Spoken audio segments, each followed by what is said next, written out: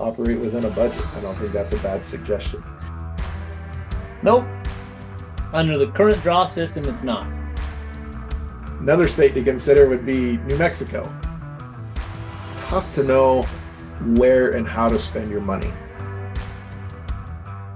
Welcome to the Built to Hunt podcast, brought to you by the team of hunt advisors at the Huntin Fool magazine, where we are dedicated to helping our members go on more hunts with better information.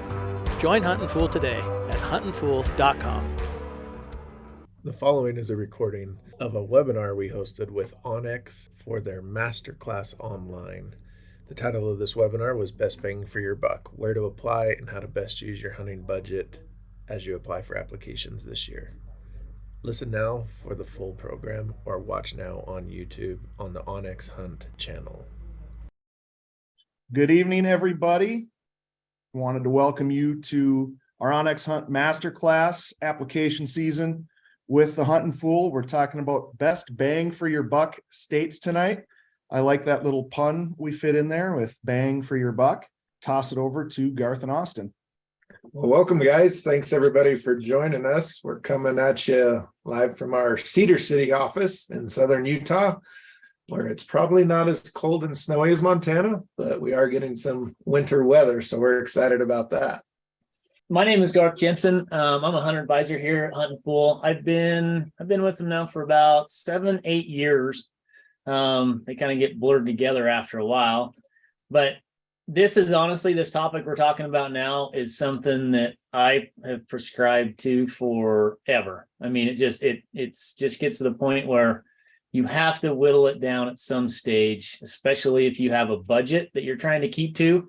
And that you can't apply for, I mean, I guess you could apply for every state, but just the ones that make sense where you can cash in and actually get some return on your investment. So, I really like this topic. Yeah, it's a fun time of year. It's exciting around the office. My name is Austin Atkinson. Been here at Huntin Fool for just about 8 years as well. And my favorite part of the job is helping people find more hunts and learn new things, because it's a constantly changing environment. If you're playing in the hunting space, I'm sure all of you know that. So a couple things tonight we're going to go over is when you look at the country as a whole, or the West, just the Western states, it's tough to know where and how to spend your money. Obviously, if you're like most of us, you can't just apply for everything. You can't just shotgun it and hope for the best, because it gets too expensive. It's too much to manage, right? A lot of us operate under a set hunting budget, whether it's set by ourselves, our job, or our wives. You've got to stay where you're at. So when we look at a state, it's very individualized on if you should apply there or not. But we're going to give you the basics on what we recommend, and hopefully ask the questions that you can turn around and ask yourself or your group of hunting buddies. So we're going to look at costs, draw odds on that state. How long do I have to apply there and invest before I get the return that I'm expecting? Can I do anything with the license besides what I'm applying for? Are there other species? And a big one is bullet point on there is future potential changes. Nothing is staying the same. These states just keep messing with it. Changing every single year. And now more than any time that I can remember, like the first, 15, 20 years of those, of at least the infancy stage of those point states when they brought them on, my gads, now there's so many have-nots and very few haves that they have to adapt to try to encourage people to keep coming. Yep. We'll look at your personal preferences, because that's what a lot of it's going to come down to, and trophy potential. And that doesn't always mean we're just talking about the biggest and the best. That's very personal to what you are looking for in a hunt. So we debated and argued about a lot of these states, saying, what is the best bang for your buck? And we've kind of narrowed it down to, we're going to call them our top 4. And then a few more states beyond that are other ones to consider. So if you bear with us, we'll go through and hopefully you'll see a state you maybe had a question on, a state you're considering, or maybe you've forgotten about. So first up, number 1 best bang for your buck in the West, Garth, is going to be Wyoming. And that's right now. So just as Austin was alluding to, changes are coming about. Now, they've already taken some changes in there, but not for these species yet.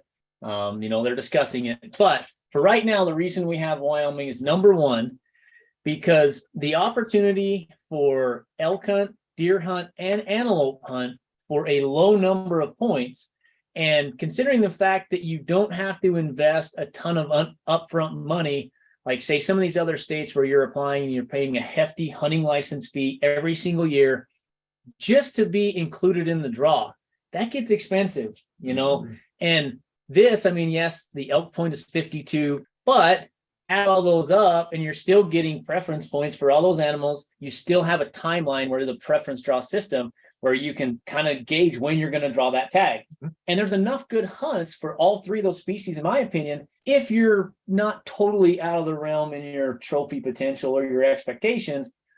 Man, there's good quality hunts for all of those where you can take good mature animals. Yeah, in basically 2 to 5 years. That's going up, but it's still very feasible. Yeah. So if you look at this state, we're putting a cap limit, right? This is life insurance that's term based. So don't just jump into it and say, oh, max is 16 points. I'm going to apply for 16 years, or, well, that max continues to go up. So we're looking at these states as it's going to be a value for you in that time limit. And where it is still a preference draw, you can see light at the end of the tunnel. So a couple of things like Garth pointed out, you could just buy the point, which saves you a bunch of money up front. When you do actually apply for the license, you must front that license fee. So elk, the deadline this year is January 31st. You have to pay the entire license fee up front. Part of that is a non-refundable fee and a $15 species application, but there's no other barrier to entry. No, they tack on a little convenience fee there that kind of adds a little extra cost to it for doing it online. But in the same sense, like where it is a preference-based system, you can accumulate those points until you have enough to where, it's like, hey, I got a better chance than not of drawing this tag, and then go ahead. And then you can kind of incur some of those upfront fees and mitigate that in the years where you're in limbo and you don't have a really good chance at drawing anyways. That's right. So Wyoming, if it's not on your radar, we're listing it as number one best bang for your buck under the current system. Yeah, under the current system, it's great. And I could say this about all these states. When we start going through this, you'll know kind of this, you'll see this theme of we're not ranking these states for trophy, like biggest of the big deer, bulls, like this is just for opportunity to get to go hunting. Get to go for the value, for the cost. Correct. So state number 2, we've got Colorado. Colorado still has a ton of opportunity. And if you're going to play in the draw there, your deadline is the first part of April. And you do have to buy a $94 license, which is a small game license. And that's your qualifying entry into the draw. Outside of that, the application fee is just $10 per species across the board for non-residents. And you can apply. So our best bang for your buck, we're talking elk, mule deer, and antelope. Now, Garth, some questions are coming in. Guys are saying, well, do I have to wait 30 years to draw a Colorado elk tag? Or how do I get these late season mule deer tags? What is your strategy to make the value out of Colorado? Realistically, that's everyone was taught when they started the application game through different channels of if you want a good quality bull in Colorado, you have to, there's only about 5 units out there that are capable of producing it. That's not true at all. There is a lot of units out there that I would say that can be drawn in 1 to 5 years that will produce probably as good a bull as those 30-point units are going to do. Realistically, we've got some units out there in Colorado that are living off their reputation that are taking 25 years to draw an archery tag, and you can roll out to a unit over there, in the other part of the state and draw that tag for 3 to 5 points and shoot just as good a bull, have just as fun a hunt. It all comes down to research and kind of just going through the process. So I guess to answer your question, no, there's a ton of good opportunity for elk in Colorado. If you're looking for just a good, solid, mature bull, it's one of my best states. It is what it is. Yep. Now we still have over-the-counter options. If we don't want to play in the draw, we still have some units, archery over the counter, rifle over the counter in October, but that opportunity is probably not going to last forever. It's one of the topics that gets brought up at every commission meeting. It seems like it's just a standing thing there now. And they constantly are discussing how to address over-the-counter archery, non-resident hunting pressure. And realistically, it's not a made-up thing. Like, there is a lot of hunting pressure there from non-residents because it is over-the-counter and there's not a cap. So as many non-residents want to buy it can. And so what they're concerned about is the pressure, the hunting pressure. And even though it is an over-the-counter hunt and you get what you get, they still don't want to diminish the quality of that hunt to the point to where it's an awful time getting out in the field. So yes, that's a hot button topic right now that they're going over. We could see changes in the future. Realistically, when they go through their big game season structure for 25 through 2025 to 2029, we'll probably see some discussion and maybe even changes to that. But 100% it's worth building points. And there's always this misconception that, oh, if elk is over the counter archery, maybe mule deer is too in Colorado. It's not. It's not. They're going to be in the draw, and they may be super easy to draw. So don't let the draw or that word scare you off from Colorado. It's worth building a couple points. And like you say, you get to Colorado as often as possible, so you can put yourself out there and chase some great deer. The worst thing I hear is when I hear people say that preference point states are horrible. They don't fix the problem because they just keep building, and building. Like you can't ever reach, and the point creep is horrendous. That is true for about 10% of the hunts out there. The other maybe 10 to 20, the other 80 to 90% of those hunts actually cycle people through fast enough to where, man, they have hunts that have been taken 1 point, for deer and elk for the last 10, 15 years. Mm-hmm. I've been hunting over there as often as I can in the last 20 something years. And there's not too many times that I have over 3 deer points. In fact, I don't think I've ever had over 3 deer points. So there is so many opportunities over there for mule deer, elk, things like that you can just roll through them. Once you get, so for preference points do work. Now, once you get to antelope, it's a little tricky. Yep. You have to be versatile in your weapon selection to be able to capitalize on that preference point system in antelope. If you are okay hunting with your bow for antelope, there's tons of good opportunity. Like there's units out there that realistically take 16 to 18 points for rifle tag. You can draw that archery tag for 2 to 4. You can draw that muzzle loader with 6 to 9. So there is really good opportunity over there for that right now. You can't imagine how many inbound calls we take here at Huntin Fool that are about how to use my Colorado points. Hundreds and hundreds of calls every year. But most of the time we look at these individuals that call in and we say, you should have already gone. You should be in Colorado right now. What are you waiting for? And that's really what it is. In a preference draw system, meaning we give the licenses or the tags to those with the most points, you can pretty much know what units are available for you, what you have a chance at drawing, and you should go. If you're waiting for something, I would ask, what are you waiting for? Yeah. The one thing that we often do get is the guy that's scared to, for 8 points on a unit that took 6 points to draw last year. Realistically, what points give you is options. They give you more options the more points you get to get into different hunts.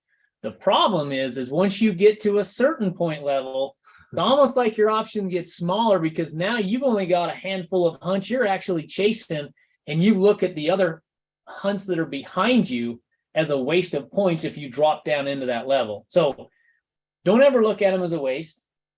Go ahead and burn 8 points on a 3-point hunt if that's the hunt that will make you happy and that's what you're looking for. That's your ticket in. Yes. Why not go? Yep. One other note, if you do buy an over-the-counter license for elk, whether rifle or archery, you do not have to buy that qualifying license. Yep. So you could purchase that license when you show up in Colorado, in state in the fall. Yep. It's a great fallback option. But if you're thinking you might already go there, I would apply early and start building a few points. You can build points in the draw in April and still purchase that over-the-counter license in the fall. Yeah. Not a problem. And we were talking about earlier, just stay tuned. There's some changes that are in place already in Colorado that are going to change some of those draw systems. Like they changed the hybrid draw up a little bit and that 3-year average. So that's going to take place. And they also put at least non-resident cap on antelope now where they never used to have it. So those are things that are coming up now, but expect more coming forward. Yeah. The states just keep playing with this. They right? do. They do. Like a cat with a little yard ball. Let's spin it up. Just once we're going to get a state that says, you know what? I think these non-residents deserve more tags. Yeah, I don't think that's going to happen. Not this year.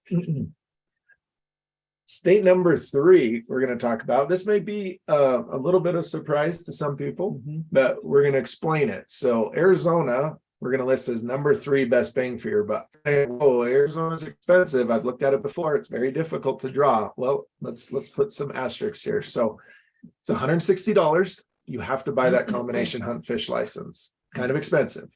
Now, $15 per species to apply or build points costs the same. So I would always say apply. Right? Don't just build points. Throw in because you have a random chance of getting Someone's going to get it. But as we break down the species that we want you to look at, obviously you can always throw in for sheep and these other big species. We're not talking so much about those because those odds are going to be horrible pretty much forever if you're just starting out. The best bang for your buck would be the species we've listed here. So elk, you don't have to apply forever in Arizona. There are some decent hunts. If you say, I only want to hunt during the rut in the best unit, yeah, you may never draw a tag. That's going to look like a bighorn sheep odds forever. 100%. But there's late archery hunts. There's late rifle hunts, November, December, that are much easier to draw. You could be looking at less than 10 years to draw a decent unit for a good hunt in Arizona. So it's not always as doomsdayish as it sounds to start applying in Arizona. Even if you're fresh out of the gate, you've never applied there before, look at the numbers. It could be worth your wait. When you jump to mule deer, we're saying 6 to 8 years, you could be hunting one of the best units in the state on an archery hunt in August and September on the Kaibab Plateau, one of the best places to hunt big deer. Now you have a bow and it's tough early season, but you're putting yourself out there. Whereas if you say, I just want to wait for a strip rifle tag on the Arizona Strip, like, I hope you're young and I want to win the lottery too. I do. Yeah. But there's other things to do there. Tell us about Coues deer. Well, Coues deer, in my opinion, like it's getting way more popular. Yeah. It honestly is. But the reason I think it's getting more popular is because it's obtainable. People look at that. There's 4 hunts for Coues deer. Yes, the last hunt is the best hunt because there's fewer hunters in the field. You're getting closer to that rut stage. Some of those northern units, you can actually catch some of those, bucks starting to cruise for does during that late December hunt. But the first 3 hunts for Coues deer, if you have your bonus point, like your hunter ed point and your loyalty point, you could realistically be hunting Coues deer every single year, if not every other year, on some of the best Coues deer units as far as from a quality standpoint in Arizona. Yes, it's not during the best time frame to harvest them, but Coues deer they're a whitetail subspecies. They act like whitetail. They have small home ranges. If you find a spot that is just like, you're like, man, there's good buck sign in here. I saw some good bucks in there last year. Rest assured, there's probably going to be some bucks in there again, or it's going to be a good spot. You just have to dig them out. Right. They very, very secretive. They can hide under a 9-inch tall sagebrush. They just literally can hide in anything. So great hunt. If you really get into it and you love the pursuit, Coues deer is right up your alley. If you want more of a guaranteed type thing to go in there and find a good buck and, try and take it every single year, Coues deer might not be your thing. But it's a way to utilize that. So I'm telling guys, build your elk points as you go and hunt Coues deer every 2 to 3 years. You're still building elk points. So your $160 license and your app fee is not wasted. Yep. Because you're going more often. Yep. Then on top of that, you still have the archery deer opportunity. Now they made that a little more difficult this year. Yeah. Because they put a cap on non-resident total tags that can be sold. But most everybody that wanted one and jumped on it December 1st, a few weeks ago, were able to get the tag. And that's a giant season. August, September archery, December archery, and January archery going on right now. Guys are using that $160 license to hunt every year they want to go. So $300 deer tag and you're in the field. Yeah. And that's one of those hunts that has flown under the radar for so many years. In the last 3 to 4 years has really picked up steam.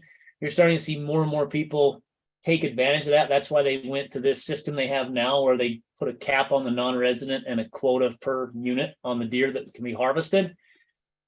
So what I would say is if you have if you have any interest in doing that, try and take advantage of it now. I hate to say that because I'm probably going to, just cut my own throat basically, because it's just going to get harder to get. Yeah. But I really think eventually they're probably going to go to a draw at some stage.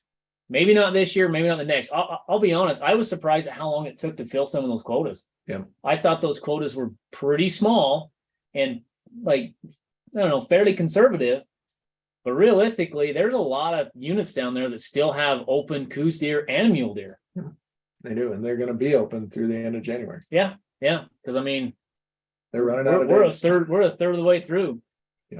Now, one thing with Arizona, you must have a valid license on the day you apply. So for example, the elk deadline is coming up on Valentine's Day, February 14th, but you have to have a license on that day. So buy one, start it on the 14th. It'll be good for 365 days into next year. And if you decide to go deer hunting, sweet. Yeah. Next year, it'll be good through January. They make it a little difficult to get multiple years out of your license with as many, they got, actually 3 draw deadlines, but yeah, the big ones are, year 2. But definitely consider playing in Arizona. We're ranking that as number 3. And we've got lucky. Garth has got lucky before and drawn a random tag for an early archery hunt because that was one of his choices for elk.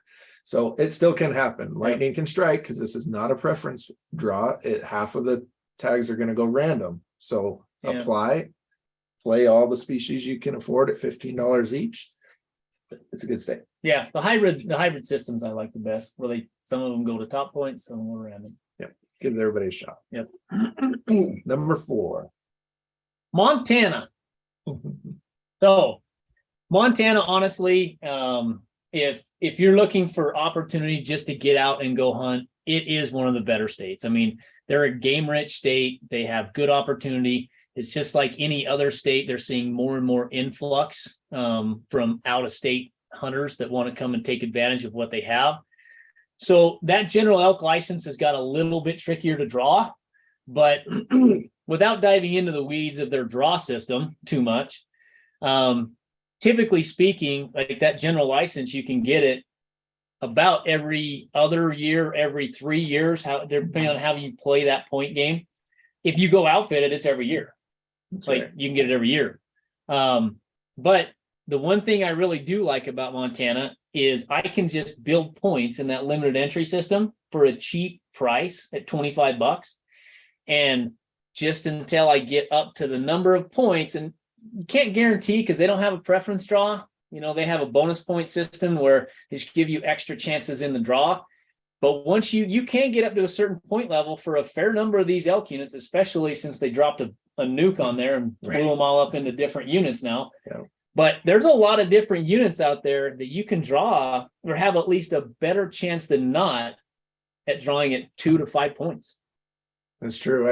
I think because of the messy apply for the general, then we'll throw you in the draw. Right. Like you say, just build some bonus points on the side and then jump into the elk draw. Unless you just want to go general and hunt, which there's plenty of units you can just hunt with a general license, which is equivalent to an over-the-counter license for a resident. But for a non-resident, you have to jump through the hoop of the draw.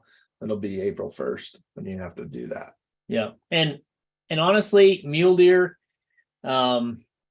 just to build points for any limited entry mule deer hunt, it's not in the cards for me. Yeah. I would say there's way better opportunity for just your general mule deer combo tag. You have tons of country you can hunt up in there, either through block management or public land, even on the eastern side. And they've been taking some really nice bucks. We have a number of hunt advisors here from Montana, and they go back there every single year and take good bucks.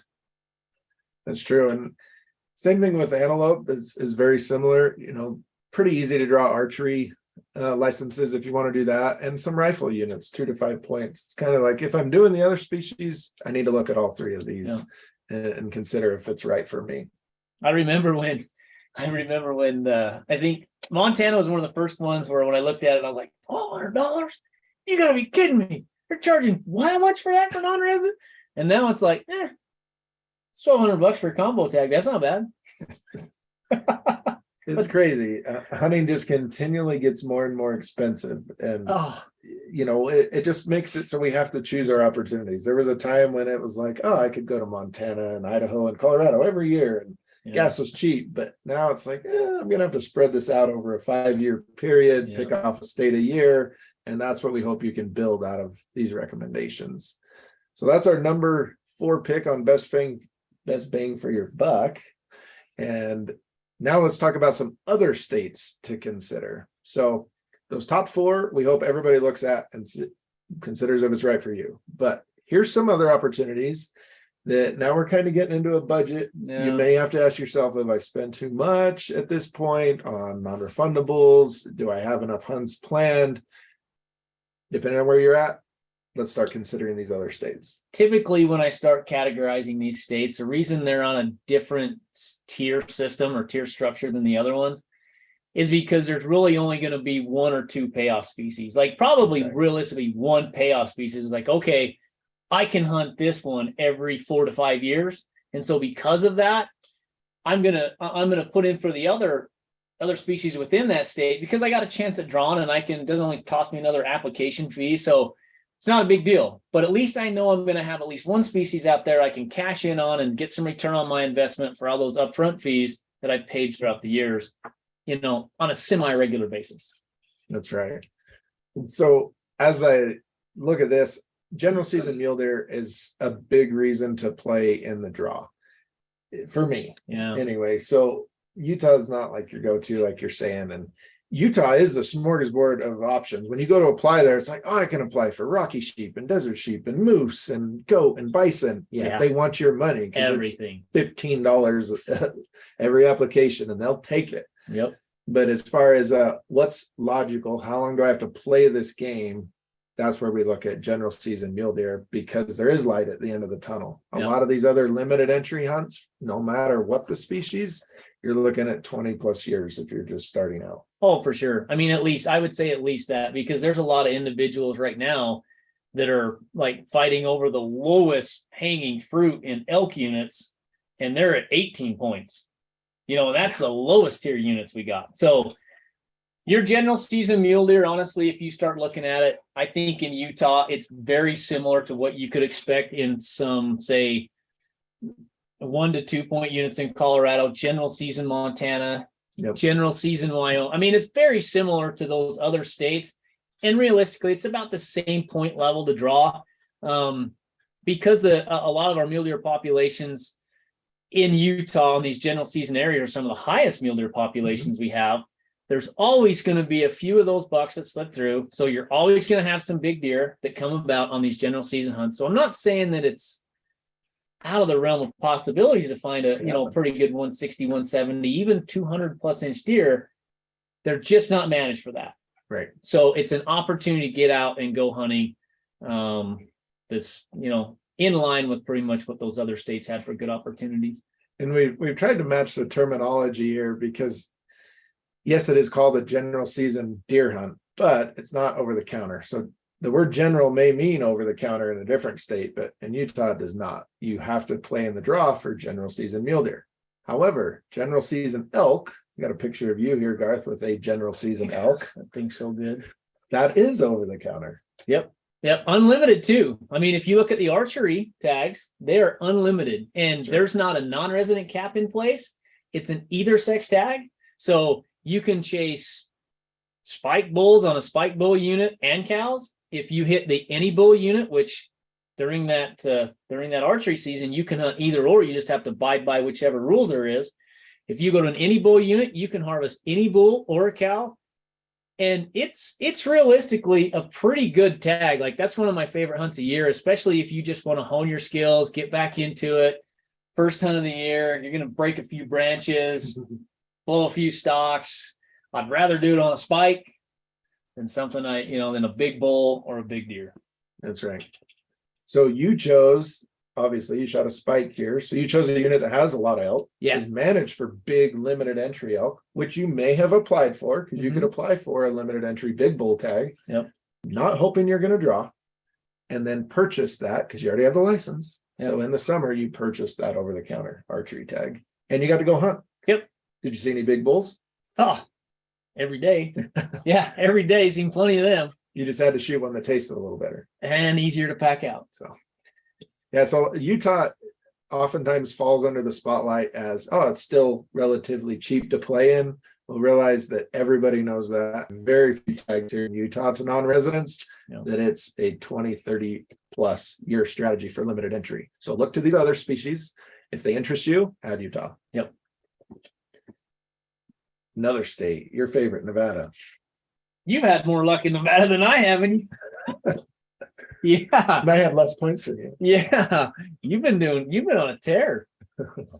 Nevada is an expensive state because it's got an expensive license up front, and they take your money for all the species as well. Oh, you can apply for sheep, you can apply for all this. Well, realize the amount of non-resident tags given in Nevada is so small that it's kind of disheartening when you look at draw odds. It's not a preference draw, it's just bonus points. Your odds increase by a little bit as it goes up each year, but realize the elk draw, sheep draw, like you're looking at 1% type odds pretty much forever if you're just starting out. Even if you keep building points for the rest of your life, yeah, it's still going to be 1%. Not a great bang for your buck. But if you're like, hey, I'm just want to go on another mule deer hunt, I want to see Nevada. Well, there are some low point deer hunts that will draw in just a few years. And so, yeah, apply for elk, antelope, sheep, these other species, but realize I'm going to go mule deer hunting in Nevada. If that interests me, you can do it. There's some really neat country you can mule deer hunt in. I know guys that get archery mule deer tags in Nevada almost every single year. I mean, the way they do their draw, there will typically be leftover resident licenses that went unsold, and they can go back in and pick that up in the second draw. So like there is good opportunity just to get out and hunt, and they kill some good bucks, so if you're going to apply in Nevada, look at, that mule deer option as your payoff species. But because you've already went ahead and paid $156, just as well go in for those other ones too. Put in for them. They do have great trophy potential. It's a dry, arid state. And they don't have a lot of game overall. They have a lot of horses though. They do have a lot of horses. If they were ever had a draw for that, I guarantee it'd be easy to draw. Plenty of tags for everyone. Yeah. Another state to consider would be New Mexico. Now we're getting into states where there is no point system. So you say it is not a long-term strategy state. It is a this year only state. What's that one liner that Clint Eastwood has? Just ask yourself a question. Do you feel lucky? Do you feel lucky? Like that's about where it comes down to. If you're a lucky guy or a gal and you think, hey, you know what? I'll take those odds. I'll throw in. New Mexico's a good state. If you don't draw anything and you feel like your luck is just terrible, maybe skip it. Yeah. It's this year only. So our deadline's in middle of March. You pay the $79 license. That's non-refundable. $13 per species non-refundable. You do have to front the entire license fee. So for elk, you're going to have to put up that almost $800. They'll refund it to you if you don't draw. But if there's holes in your schedule and you got a credit card you want to earn some points on, I would add New Mexico. Oh, I mean, if you don't have a lot of other hunts going on, that's how I kind of rank New Mexico for me. If I have some guaranteed hunts that I already know I'm going on, I apply for just only the top species or the top hunts in the state, hardest to draw. So if I get it, I'm getting a great one. But I got the same odds as everybody else. If I have some pretty good holes in my schedule, man, the gloves are off. I'll look for the best odds I can at drawing some of those elk hunts, deer hunts, and just throw everything at it. But you start throwing everything at it and start going ibex, oryx, sheep, that credit card better be a black one. Yeah. Because you're going to rack it up. It'll get expensive. Yeah. But there is something special. Like one of these pictures on here is one of our hunt advisors, Braxton, with his elk. He didn't know he was going to draw that tag. Nope. But he put in for a good unit on good season dates and the spotlight shone on him, he went and killed a great bull. Yep. And he could turn around and apply the next year. Yep. Never hoping to draw again, but maybe he'll get lucky. You never know. That's right.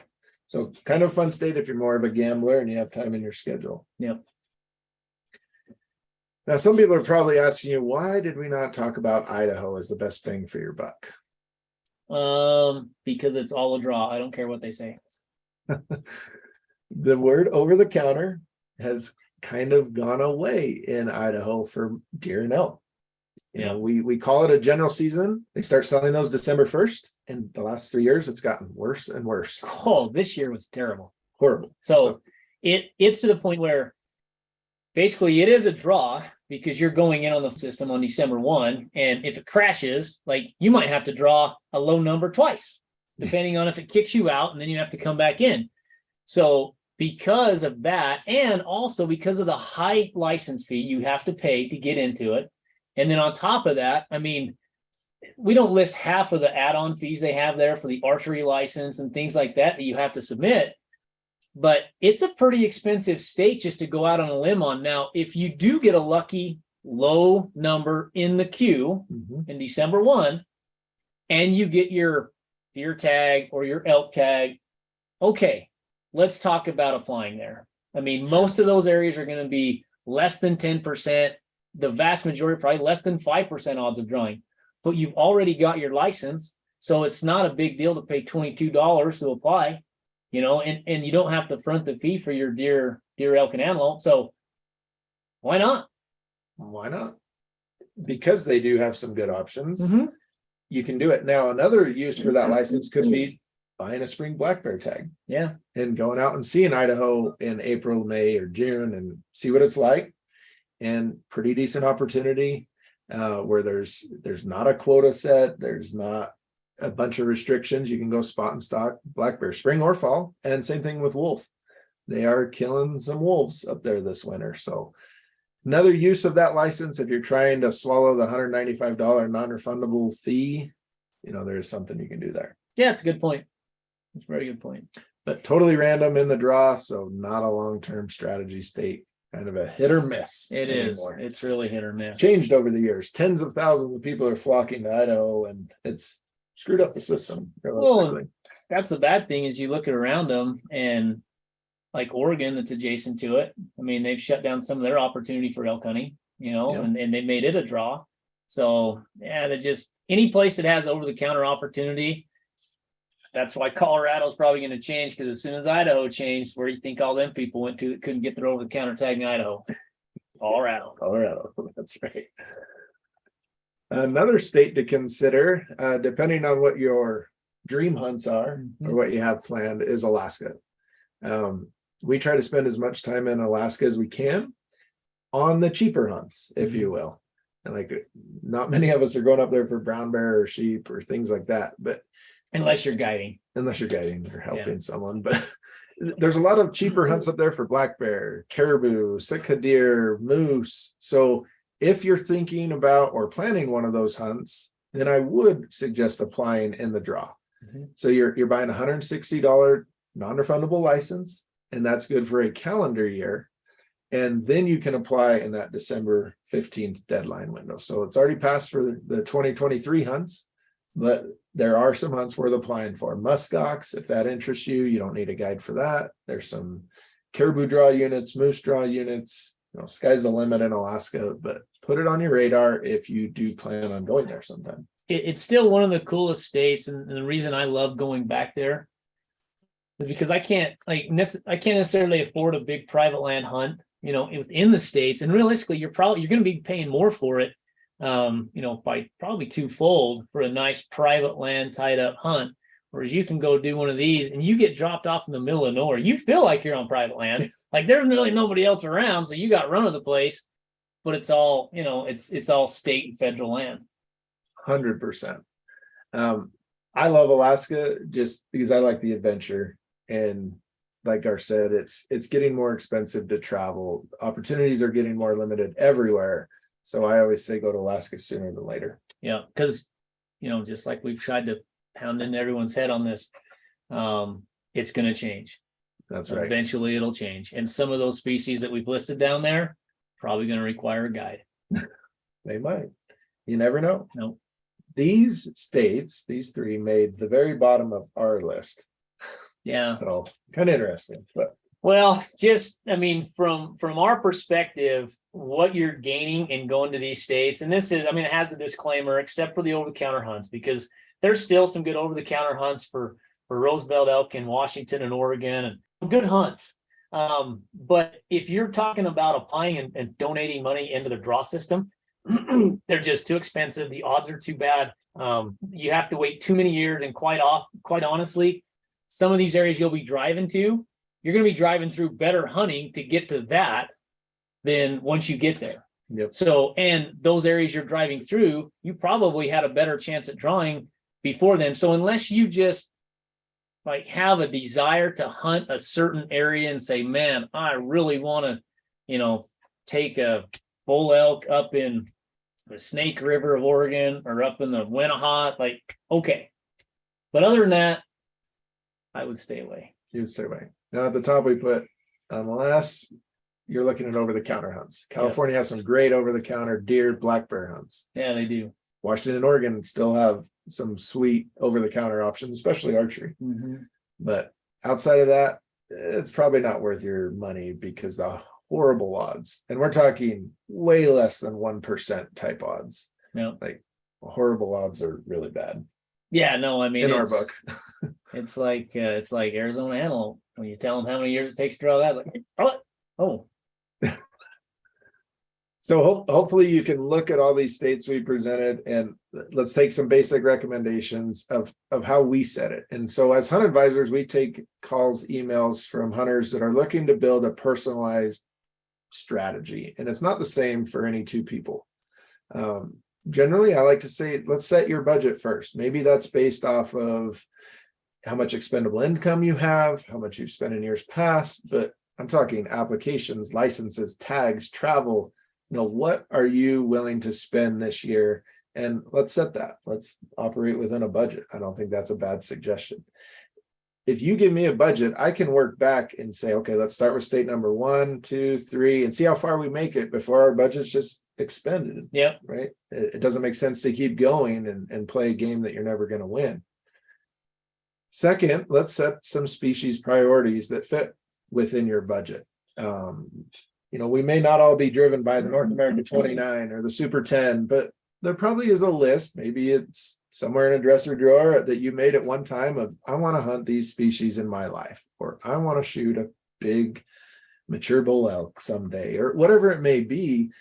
Let's take those and set that first, and then find the states that make most sense. I always like to take that species list too, because I think that's an evolving list. I know I've seen that in my hunting career. Like you'll start out at, well, I just want an elk and mule deer hunt. That's what I'm looking for, a Rocky Mountain bull elk and a mule deer. And a lot of people forget about antelope or other species. Well, as times change and you say your priorities change, and after you've harvested a couple of them, that's why it's important to kind of build some of those points, or think about those other opportunities and other species out there when you're kind of going through there, because at some point in time, you may want to cash in points. And if you don't have them to cash in, you're starting in the back. That's right. Third recommendation on here is just look at other species. We talked about Arizona playing a deer game, but maybe you should throw the extra $15 in and apply for sheep, because it could happen. So look at all those parallel opportunities. Maybe you're missing because you said, I'm only an elk guy and I only apply for elk. Well, are you willing to go hunt a big deer, sheep, or antelope if you got drawn? Probably.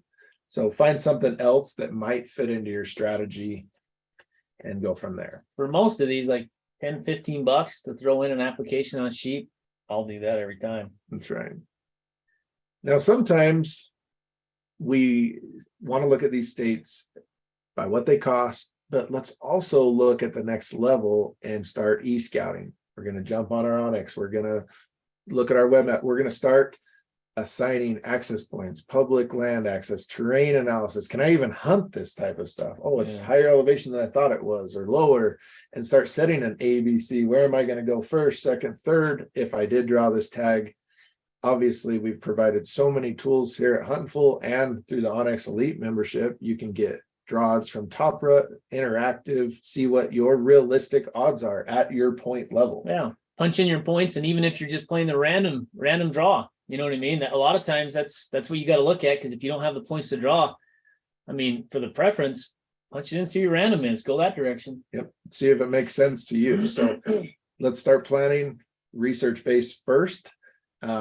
When you draw a tag, if you never looked at that, you were hoping on drawing when you started applying, it's probably too late. You're not going to enjoy it as much. Let's start looking at those states and those units early on. So the onX tools are not just for once you have the tag.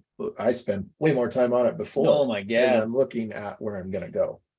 Talk about a time suck when I get going down through the maps and just, oh, what about this glass input? Look at it. Hey, Austin, have you seen me? Marking water holes. Oh my God. That's, yeah. So when you schedule your hunt, we take a lot of questions about this. So we wanted to make sure to mention, you need to plan as early as possible. At least under the current situation where demand way exceeds supply on virtually all these hunts, even over the counter, even transported drop-off hunts. Used to be you could plan a year or two out, and now you're probably going to be looking at 2 to 5 years out through a lot of these, whether it's a guided hunt or an unguided hunt. We need to plan earlier. You need to choose your friends carefully. I put that on there. Make sure you have like-minded interests and you're not just throwing away points or opportunities at someone that doesn't think the same as you. The bad thing is when you start merging points with someone and you don't have the same idea on what that hunt's supposed to be. The high point guy always blames the low point guy when things don't work out. That's right. So you better make sure everything's on the level. That's right. So obviously, if you are an onX Elite member, we provide a free digital membership to all the stuff we have here at Huntin Fool. Our online magazine, which covers all the states that we cover and research. Every month, we'll have a different set of states and information. We got our previous tag holder list. You can talk to people that have hunted that unit before. All of that is included. If you want to upgrade to a membership where you can talk to one of the hunt advisors for personal consultations, we have discounts as well for all onX Elite members. Now, as we're wrapping this up, before we take a bunch of questions, we want to mention a pretty cool giveaway we got going on right now. Right now, if you are onX Elite and you come over and activate your free Huntin Fool digital membership, you get a free entry into win a mule deer hunt for 2 for this fall in Montana. So this isn't just any other hunt. This is a private land, fully guided hunt. It's going to be mid-November with a rifle.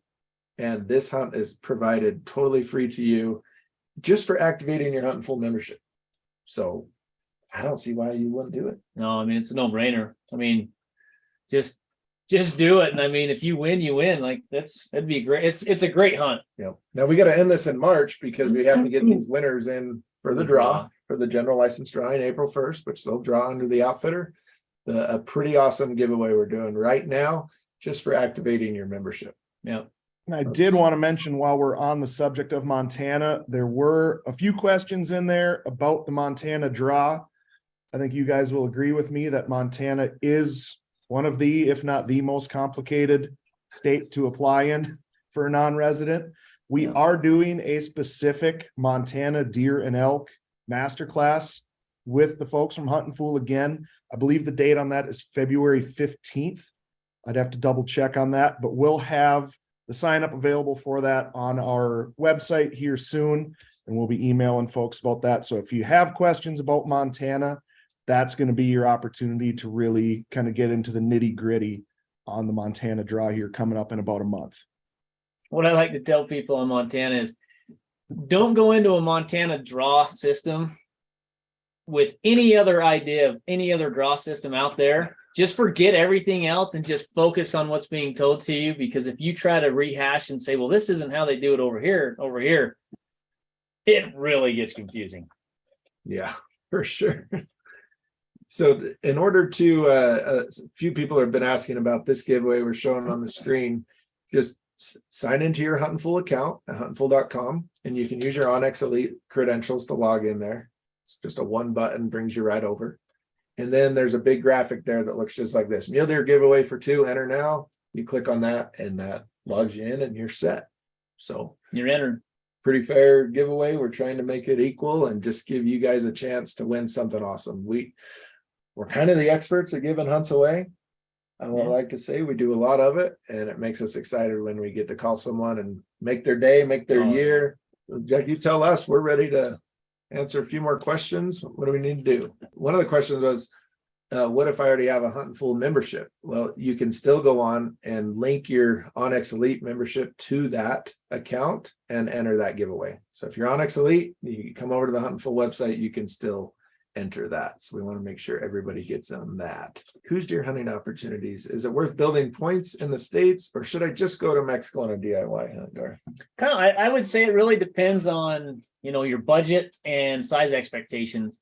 Realistically, if you have a budget of 5,000 plus, probably just go to Mexico. I mean, you can circumvent the draw.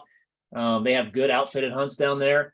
But if you've got a lower budget or you kind of like the hunt in more of a do-it-yourself style, I would absolutely be building points in Arizona. I mean, even if you wanted to go down to Mexico and do that a couple of times, I mean, if you have other species in mind, like elk like we were talking about, go ahead and do that. I mean, build points in Arizona and then you can cash them in, and it'll be cheaper than going to Mexico for sure. Yeah. I just like how cheap a $300 deer tag is reasonable still. Yeah. In the market that we're in today. For sure. Another question, Garth, northwest corner of Colorado, where the big elk are. Should I save a zillion points? What if I just want to put in and wait till I'm super old and draw that tag? Is that even feasible? Nope.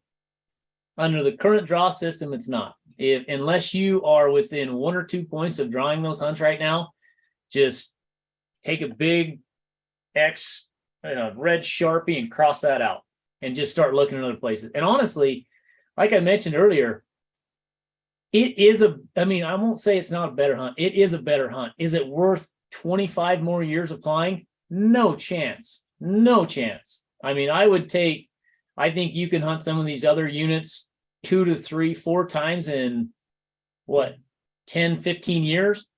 Guaranteed you're going to pull as big a bull, if not maybe bigger bull than you would have there after waiting 60. Yeah. I mean, it's realistically, you have no shot of ever drawing that the way they run their draw if you're starting from zero right now.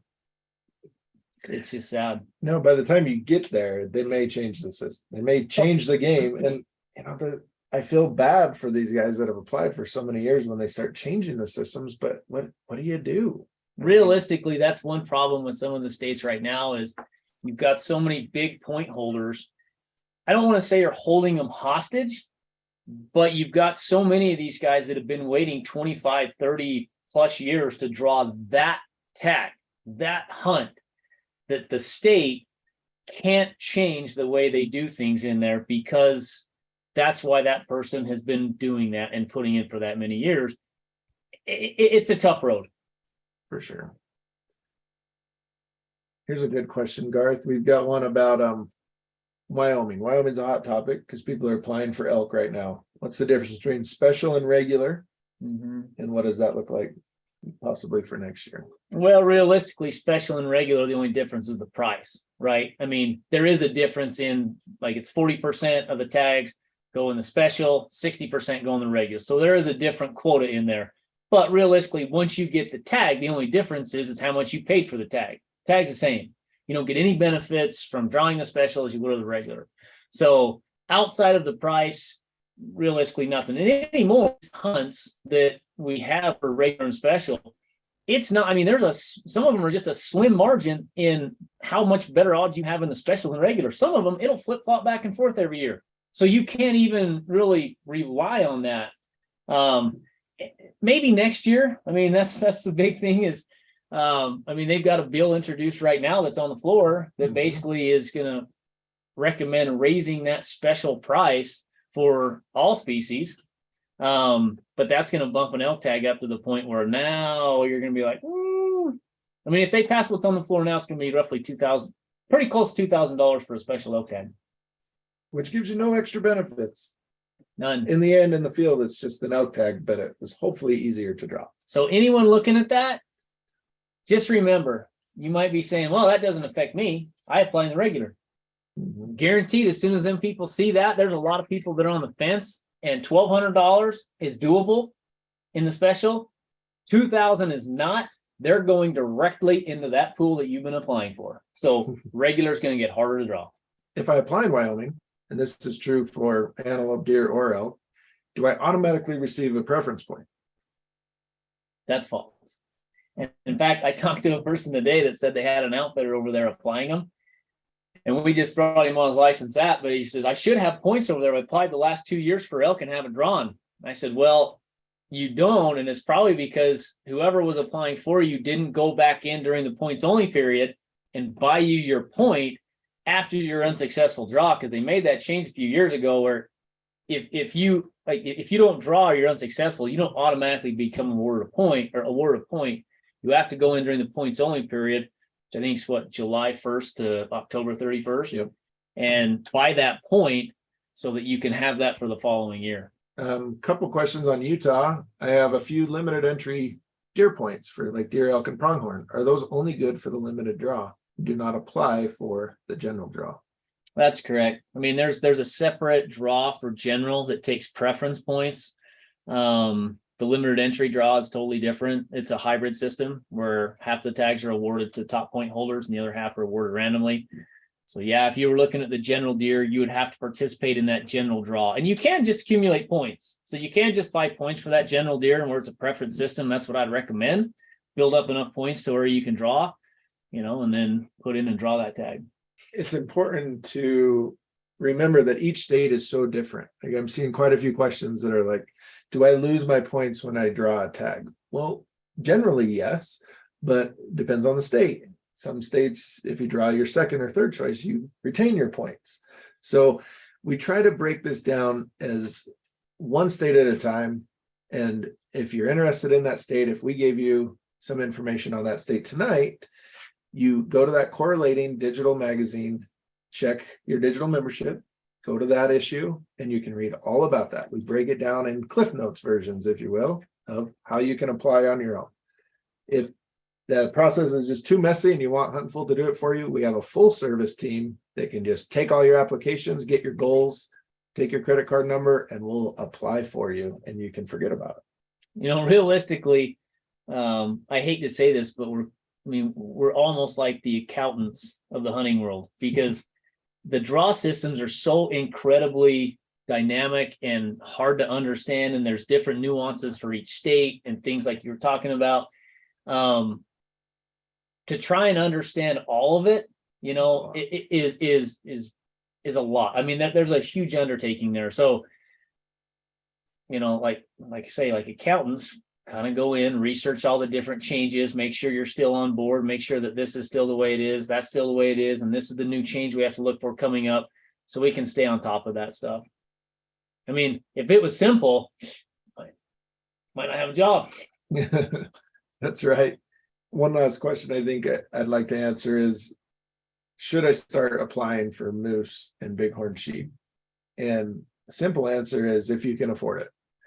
Honestly, I look at it as a donation, and I've been playing the game since I was young. Yeah. I played the sheep game in many states, but there is no light at the end of the tunnel. I'm hoping someone drills through into the tunnel and exposes a sheep tag to me sometime. Yeah. But I'm playing the game as a donation to conservation, to that state, because I like sheep hunting and I want to be a sheep hunter.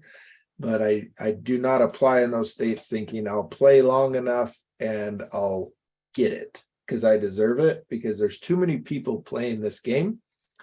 So let's look at all these other species we can hunt in the meantime, throw in for those where your budget allows, but it's too late to start a long-term strategy for sheep or moose in these Western states. Yeah, the resource just isn't there to supply the demand for them, unfortunately.